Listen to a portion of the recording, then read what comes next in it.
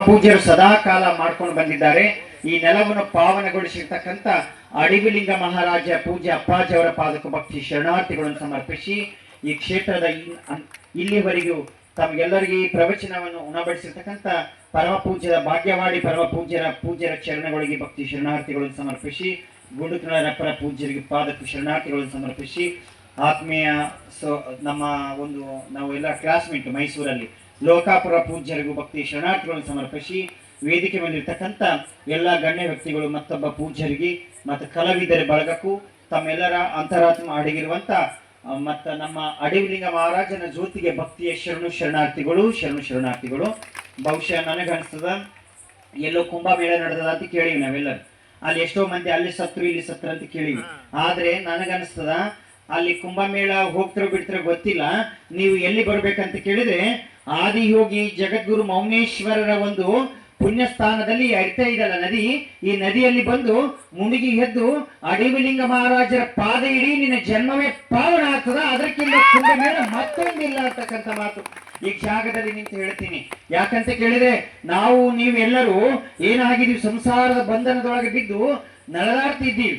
ಎಂಡ್ರ ಮಕ್ಕಳು ತಂದಾಕದ್ರೊಳಗೆ ಓಡಿ ಮನೆ ಬಿಟ್ಟು ಮಠ ಸೇರ್ತಾ ಇದ್ದಾನೆ.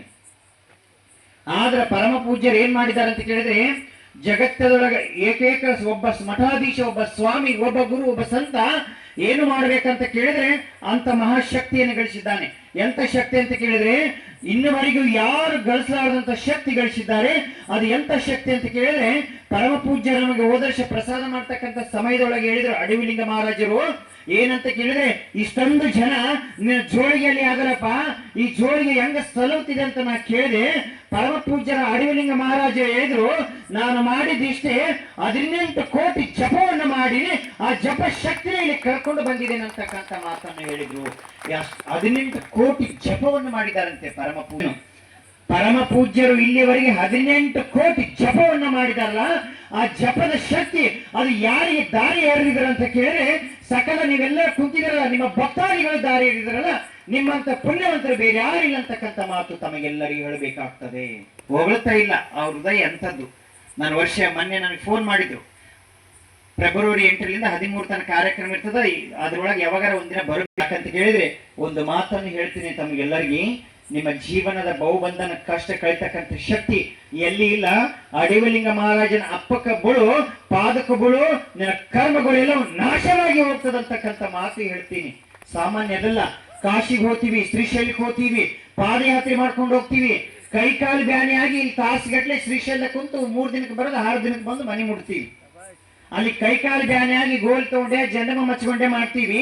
ಅಲ್ಲಿ ಯಾವ ದೇವರ ಶ್ರೀಶೈಲಕ್ಕೆ ಹೋದಾಗ ಯಾವ ದೇವರ ಬಂದು ನೀನು ಕಾಲು ಬ್ಯಾನಿಯಾಗ್ಯವನಪ್ಪ, ಕಾಲು ಹೊತ್ಲೇನಪ್ಪ, ಹೋಗಿ ಪ್ರಸಾದ ಮಾಡಪ್ಪ ಅಂತ ಕೇಳವನ ಯಾವ ದೇವರ ನಿಮಗೆ ಕೇಳವನು ಒಬ್ಬರೇ ಹೇಳ್ರಿ, ನೀವು ಕೇಳಿಲ್ಲ.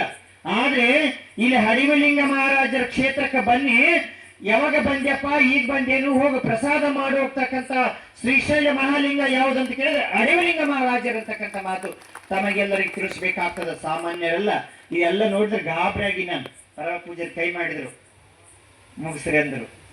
ನಾನು ಒಂದು ಮಾತು ಹೇಳ್ತೀನಿ, ಎಲ್ಲ ದಾಸೋಗ ನೋಡಿ ಬಹಳಷ್ಟು ಗಾಬರಿ ಆದೆ. ಅಪ್ಪರು ಜೋಳಿಗೆ ಎಲ್ಲಿಡ್ತಾರ ರಾತ್ರಿ ಅಂತ ಕೈ ಕಟ್ಕೊಂತೀನಿ ನಾನು.